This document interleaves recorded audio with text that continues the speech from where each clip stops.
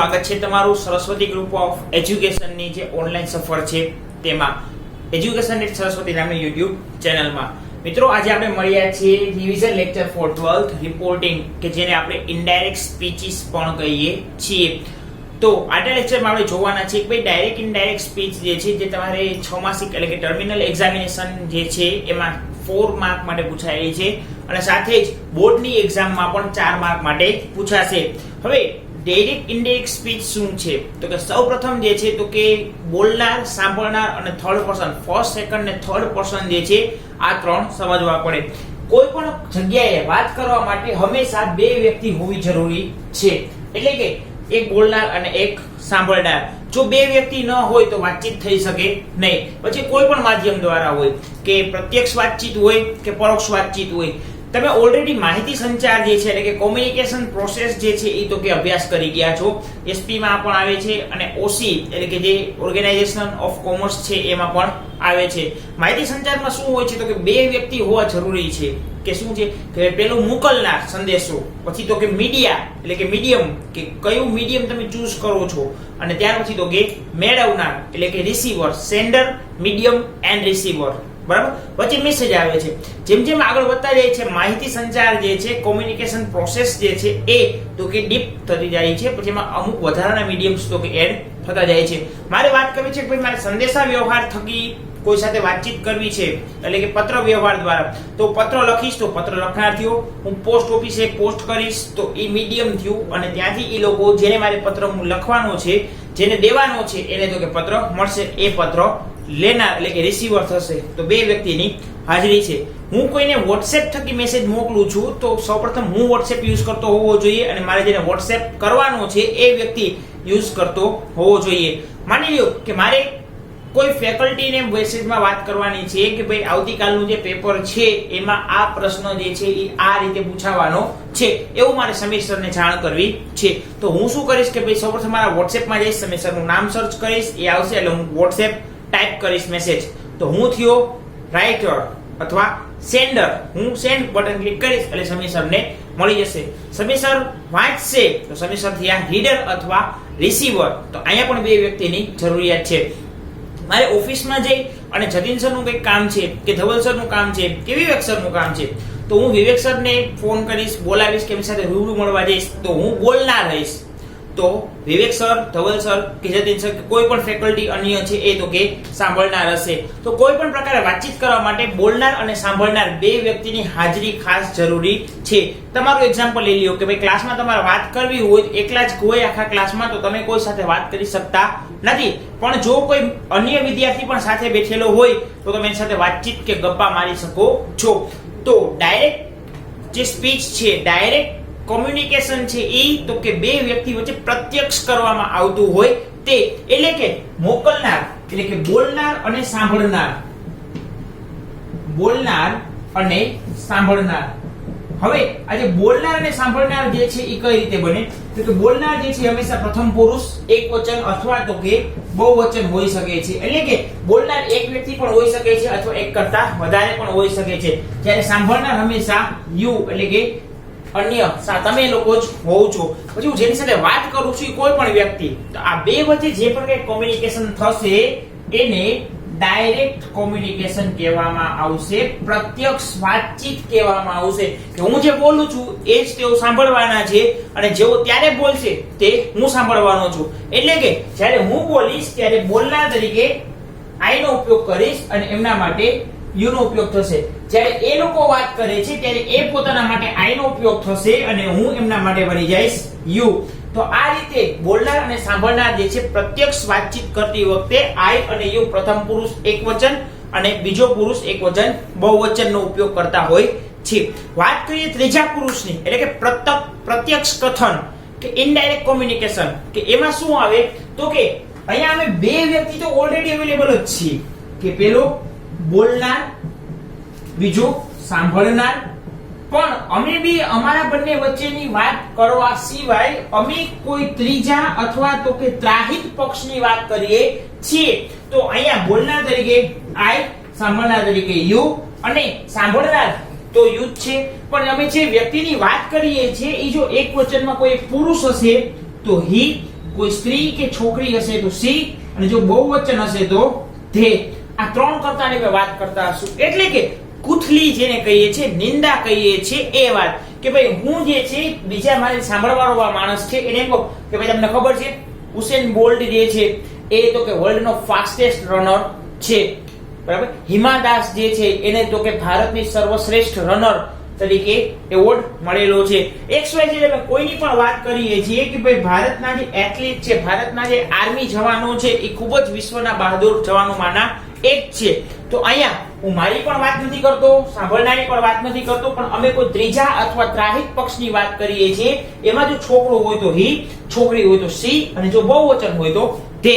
તો આ થઈ ગયું ઇનડાયરેક્ટ સ્પીચીસ અથવા ઇનડાયરેક્ટ સ્પીચીસમાં. તો કે હું આને વાત કહું છું પણ હું વાત કોની કરું છું?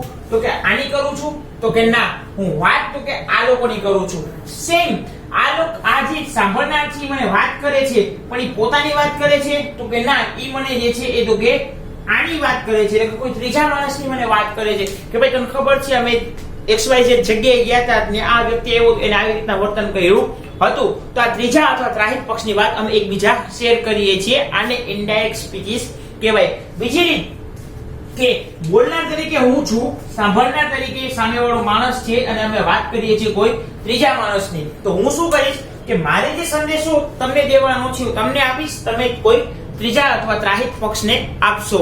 એક એક્ઝામ્પલ ગ્રેસિયા કઈ રીતે કે આ ઓક્ટોબર મહિનો ચાલે છે, આજે ધારી લઈએ કે ભાઈ 17 તારીખ થઈ છે, તો 17/10 જે છે એને આજનો દિવસ ગણીએ. 19/10 જે છે ત્યારે તો કે મારો બર્થડે છે એવું આપણે માની લઈએ છીએ, હકીકત છે નહીં. 19/10/2020 જે છે ત્યારે બર્થડે છે, એટલે મેં એક બર્થડે પાર્ટીનું આયોજન રાખેલું છે. હવે મારે 3 મિત્રો છે, એમાંથી બર્થડે ઇન્વાઇટ કરવા માટે તો કે હું ખુદ ઇન્વાઇટ કરીશ. હું કોને ઇન્વાઇટ કરીશ? તો કે રોહન, રોનક અને રોમેલ. આ 3 વ્યક્તિને મારે મારા બર્થડે પર ઇન્વાઇટ કરવાના છે. તો હું જ્યારે બર્થડે ઇન્વાઇટ કરવા માટે જાઉં છું ત્યારે રોહન અને રોનક એ બે વ્યક્તિ હાજર હોય છે, એટલે એ બેને હું ડાયરેક્ટ ઇન્વાઇટ કરું છું કે ભાઈ 19 તારીખે મારા બર્થડે માં સાંજે આપણે XYZ જગ્યાએ ભેગું થવાનું છે અથવા તો મારા ઘરે જ આવવાનું છે. પણ એ સમયે રોમિલ હાજર હોતો નથી. તો હું આ બેને કહીશ કે ભાઈ તમારે બે થઈ અને રોમિલને જાણ કરવાની છે કે ભાઈ 19 તારીખે મારો બર્થડે છે, એમાં આપણે XYZ જગ્યાએ ભેગું થવાનું છે. તો હવે આ રોહન ને રોનક શું કહેશે? એમ કહેશે કે ભાઈ 19 તારીખે અમારો બર્થડે છે? ના, એમ નહીં કે. અહીંયા આપણે નામ લખી નાખીએ કે આ એટલે કે રાજ. તો કે ભાઈ 19 તારીખે જે રાજ નામનો વ્યક્તિ છે એનો બર્થડે છે, તેથી આપણે 19 તારીખે સાંજે XYZ જગ્યાએ ભેગું થવાનું છે. તો શબ્દોમાં ફેરફાર કરીને જો કોઈ અન્ય વ્યક્તિને વાત કરવામાં આવે છે એને પણ ઇનડાયરેક્ટ કહેવામાં આવે છે, પરોક્ષ કથન કહેવામાં આવે છે. આનું બેસ્ટ એક્ઝામ્પલ દઉં કે ભાઈ અહીંયાથી એવું વાત થઈ હોય કે ભાઈ હમણાં જે PTM નું આપણે આયોજન કર્યું કે જેમાં ફેકલ્ટી તમને ફોન કરતા હતા અને પછી અમે તમારી સાથે તમારા વાલી સાથે વાત કરતા હતા. તો જે છે અગાઉ તમને સૂચના મળેલી હોય કે ભાઈ આવતીકાલે સર તમને ફોન કરશે, તમારા વાલીને કેવું કે ઘરે હાજર રહે. તો આ મેસેજ તમને મળે છે જે તમારે તમારા વાલીને દેખાડવાનો છે. તો તમે તમારા વાલીને શું કહેશો કે ભાઈ અમારા સરનો મેસેજ આવેલો કે ફોન આવેલો કે આવતીકાલે એક PTM છે જેમાં કોઈ પણ શિક્ષક અમને ફોન કરશે તો તમારે હાજર રહેવું. તમે એમ નથી કહેતા કે આવતીકાલે અમારી PTM છે તો તમારા વાલીને કહેજો હાજર રહીએ, એવું છે ના. તમે શબ્દોમાં શું કરો છો? ફેરફાર કરો છો. તો એને કહેવાય ઇનડાયરેક્ટ કોમ્યુનિકેશન, પરોક્ષ કથન.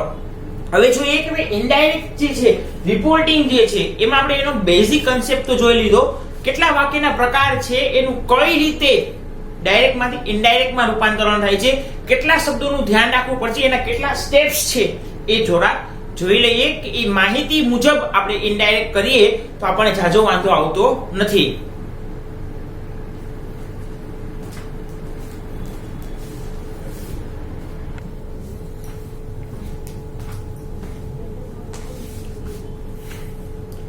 સૌપ્રથમ જોઈએ વિધાન વાક્યો કે જેને અફર્મેટિવ અથવા તો અસર્ટિવ સેન્ટેન્સીસ કહેવામાં આવે છે.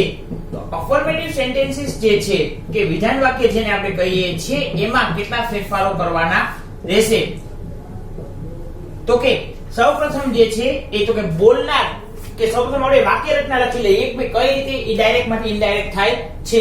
તો અફર્મેટિવ એટલે કે જે વિધાન વાક્યો છે એનું ઇનડાયરેક્ટ કરવા માટે એની વાક્ય રચના આ રીતે હોય છે કે ભાઈ સૌપ્રથમ બોલનાર પ્લસ રિપોર્ટિંગ વર્બ કે જે આપણે ટોલ્ડ મૂકીએ છીએ, ત્યાર પછી તો કે સાંભળનાર જો વાક્યમાં આપેલો હોય તો સાંભળનાર, પછી તો કે સંયોજક કે વિધાન વાક્ય છે એટલે સંયોજક તરીકે આવશે that.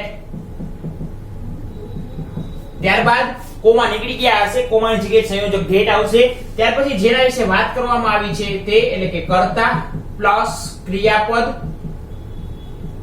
પ્લસ કર્મ અને પ્લસ તો કે અન્ય શબ્દ.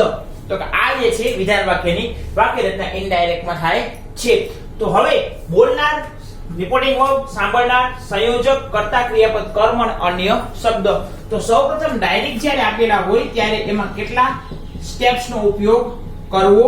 તો કે સૌપ્રથમ જે છે વાક્યમાં રિપોર્ટિંગ વર્બ જે છે એ તો કે બદલાવો. રિપોર્ટિંગ વર્બ વાક્યના પ્રકાર પ્રમાણે બદલાવો. એટલે કે જો વાક્ય વિધાન વાક્ય હશે તો ટોલ્ડ આવશે, જો વાક્ય પ્રશ્નાર્થ હશે તો અહીંયા આસ્ક્ડ આવશે, વાક્ય ઉદ્ગાર હશે તો અહીંયા exclaimed આવશે. વાક્યનો ભાવ એડ કરવા માટે exclaimed with surprise, exclaimed with shock, exclaimed with glory, exclaimed with praise, appraisal, exclaimed with worry, બરાબર, exclaimed with disgust, exclaimed with dislike. આવો કોઈ પણ ભાવ આપણે ત્યાં મૂકીએ છીએ. જો વાક્ય આજ્ઞાર્થ હશે તો requested, commanded, suggested, ordered, બરાબર છે, આ હશે. જો આભાર દર્શક વાક્યો હશે તો thanked, congratulated, wished એવું રિપોર્ટિંગ વર્બ આવશે. ત્યાર પછી સાંભળનારમાં કોઈ ફેરફાર થશે નહીં. બીજું સ્ટેપ છે કે સંયોજકને વાક્યના પ્રકાર પ્રમાણે બદલાવવું.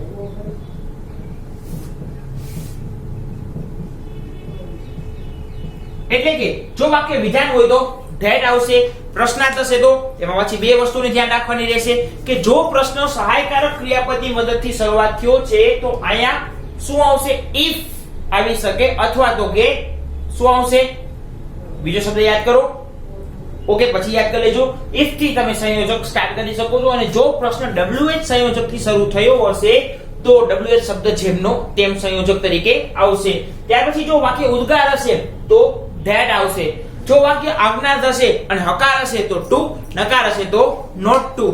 જો વિશિંગ એટલે કે થેન્ક યુ, વિશ કરતા જે પણ છે એટલે કે ઓપ્ટેટિવ સેન્ટેન્સીસ હશે તો એમાં જે છે જો થેન્ક હશે તો અહીંયા થેન્કડ આવી જશે અને વિશ્ડ હશે તો અહીંયા ધેટ આવશે.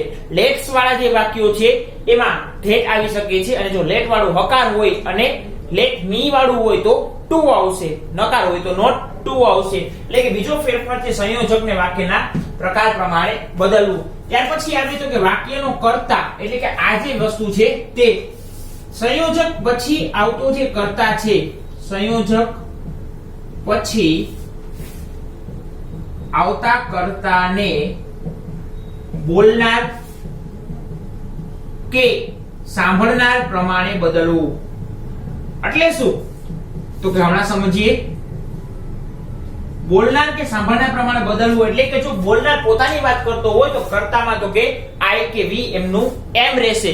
જો સાંભળનારની વાત કરતો હોય તો યુ નું યુ રહેશે, અથવા એક કોઈ નામ આપી દીધું હોય કે હું હિરેનને વાત કહેતો હોય તો હિરેનનું હિરેન એમનેમ રહેશે અથવા હિરેનનું હી થઈ જશે. જો હું કરુણાને વાત કરું છું તો કરુણા સાંભળનાર તરીકે રહેશે તો કર્તા સંયોજક પછી એનું સી થઈ જશે. જો હું અહીંયા હિરેન અને કરુણા બેયને કહું છું તેનો સંયોજક પછી કર્તા ધે થઈ જશે. એટલે કે સંયોજક પછી આવતા કર્તાને બોલનાર કે સાંભળનાર પ્રમાણે બદલવું. અહીંયા સાંભળનાર કોણ છે એ ખાસ યાદ રાખવું અને બોલનાર જો પોતાની જ વાત કરતો હોય તો આઈ અથવા વી રાખવું. ત્યાર પછીનું ચોથું સ્ટેપ છે કે કર્તા પછી આવતા ક્રિયાપદને તેના જે તે ભૂતકાળના રૂપમાં બદલવું.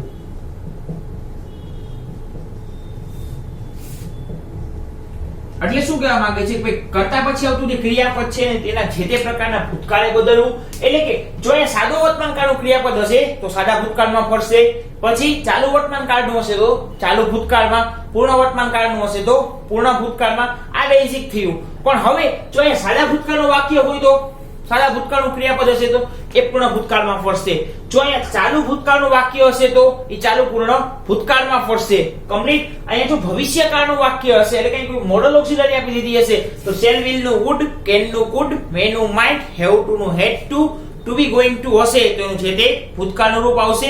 આ રીતે જે મોડલ ઓક્સિલરી છે એનું ભૂતકાળ થશે.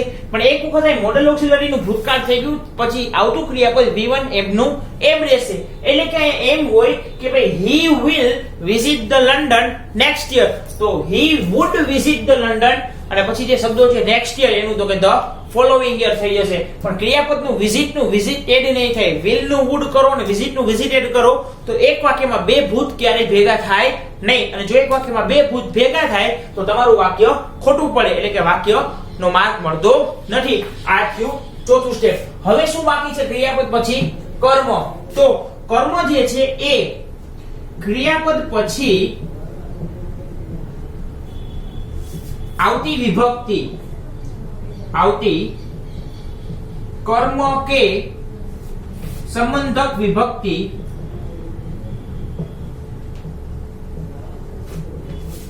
બોલનાર કે સાંભળનાર, બોલનાર કે સાંભળનાર પ્રમાણે બદલવી. એટલે શું કહેવા માંગે છે? આ જે કર્મ છે એને નિર્જીવ કર્મ હોય તો આપણે કઈ ચેન્જ નથી કરવાનું. જો સજીવ કર્મ હોય તો આપણે ચેન્જ કરવાનું હોય. એટલે કે આ એમ વાક્ય હોય કે ભાઈ Hiren cold his father last night અને સાંભળનાર તરીકે તો કે રેખા હોય તો એમ કહી શકાય કે I told Rekha that Hiren had called his father last night તો કઈ ફેરફાર થશે નહીં. પણ જો એમ હોય કે આઈ કોલ્ડ માય ફાધર રાઈટ નાઉ અથવા એમ કહેતો હોય કે Hiren told Rekha that I cold my father last night તો બોલનાર હિરેન છે તો કર્મમાં હિરેન એમ કે મારા પપ્પા તો આપણે ઇનડાયરેક્ટ કરતા હોય ત્યાં આપણે એમ ન કહીએ કે મારા પપ્પા. આપણે શું કહેવું પડે? તેના પપ્પા. તેમ કહીશું Hiren had called his father the last night તો કર્મ વિભક્તિ બોલનાર કે સાંભળનાર પ્રમાણે બદલે. ચલો એમ કહેતા હોય કે Hiren told Rekha that he had called her father right now તો કોના ફાધર થઈ જશે? રેખાના ફાધર થઈ જશે. ડન. તો બોલનાર કે સાંભળનાર પ્રમાણે કર્મ કે સંબંધક વિભક્તિમાં ફેરફાર કરવાનો રહેશે. જો બોલનાર કે સાંભળનાર પ્રમાણે અહીંયા કર્મ વિભક્તિ આપેલી હોય તો ડન. ત્યાર પછીનું છઠ્ઠું સ્ટેપ છે કે વાક્યોમાં આવતા અન્ય શબ્દો,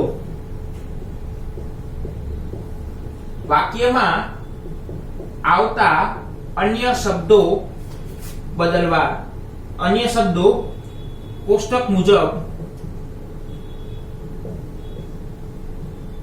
બદલવા. એટલે કે વાક્યમાં જો અહીંયા ટુડે આપી દીધું હોય તો ધેટ ડે થશે. ધીસ હોય તો એનું ધેટ થઈ જશે. નાવ હોય તો ધેન થઈ જાય. યસ્ટરડે હોય તો ધ પાસ્ટ ડે થાય અથવા નેક્સ્ટ ડે હોય કે ટુમોરો હોય તો ધ ફોલોવિંગ ડે અથવા તો અપકમિંગ ડે થશે.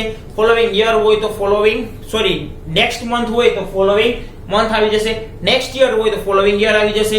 એમ અન્ય શબ્દો જે છે જે તે કોષ્ટક મુજબ બદલવાના રહેશે. તો આ જે 6 સ્ટેપ છે એ જ બધાને લાગુ પડે છે.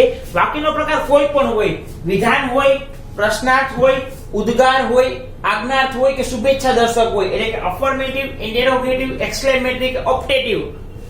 બરાબર છે.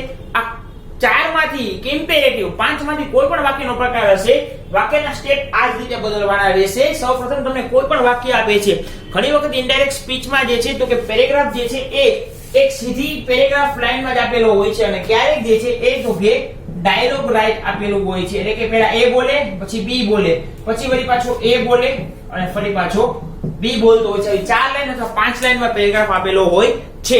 તો આપણે આ જે ડાયલોગ વાઇઝ હોય કે પેરેગ્રાફ વાઇઝ હોય આપણે હંમેશા એ ધ્યાન રાખવાનું કે ભાઈ પહેલું વાક્ય જે છે એમાં વાક્યનો પ્રકાર કયો છે? વિધાન, પ્રશ્નાર્થ, ઉદ્ગાર, આજ્ઞાર્થ કે શુભેચ્છા દર્શક. એ પ્રમાણે તો કે રિપોર્ટિંગ વર્બ બદલાવી નાખવાનું. ત્યાર પછી જોવાનું કે ભાઈ સંયોજક વાક્યનો પ્રકાર કયો છે એ પ્રમાણે સંયોજક થશે. ત્રીજો છે કે ભાઈ કર્તાને જે સંયોજક પછી કર્તા આવે એને બોલનાર કે સાંભળનાર પ્રમાણે બદલવું પડે. ત્યાર પછી છે કે ભાઈ કર્તા પછી આવતું ક્રિયાપદ તેના જે તે ભૂતકાળ મુજબ બદલાશે. એના પછી છે કે ભાઈ ક્રિયાપદ પછી આવતું કર્મ કે સંબંધક વિભક્તિ છે એને બોલનાર કે સાંભળનાર પ્રમાણે બદલવી. અને વાક્યમાં છેલ્લે જે અન્ય શબ્દો આવે છે એને તો કેના કોષ્ટક મુજબ બદલવા. આખું ઇનડાયરેક્ટ જે છે એનું શોર્ટ ફોર્મ છે. પછી ઇનડાયરેક્ટ માં તમે જેટલી પ્રેક્ટિસ કરો છો એમ તમને એમાં તો કે મહારથતા હાંસલ થાય છે. એમાં તમે જે છે સ્વાધીન બનો છો. પણ આ જે સ્ટેપ છે સ્ટેપ પ્રમાણે જવાથી ઇનડાયરેક્ટ માં ક્યારેય કોઈ ભૂલ થતી નથી. આવી જે પ્રોસેસ સ્ટેપ વાળી આપણે એક્ટિવ વોઇસ પેસિવ વોઇસ માં જોઈ ગયા હતા. એમાં 4 જ સ્ટેપ હતા. પહેલું સ્ટેપ હતું કર્તા ક્રિયાપદ કર્મની ઓળખ કરવી. બીજું સ્ટેપ હતું કર્તા અને કર્મનું સ્થાન બદલવું. ત્રીજું સ્ટેપ હતું આપેલા ક્રિયાપદને ભૂત કૃદંતમાં ફેરવવું. અને ચોથું સ્ટેપ હતું કે વાક્યમાં જે તે કાળના પ્રકાર મુજબ સહાયકારક ક્રિયાપદ મૂકવું. તો 4 સ્ટેપ હતું એ એક્ટિવ વોઇસ પેસિવ વોઇસ ની પ્રોસેસ હતી. જો એ પ્રોસેસ કે આ પ્રોસેસને ફોલો કરવામાં આવે તો લગભગ માર્ક કપાતા હોતા નથી.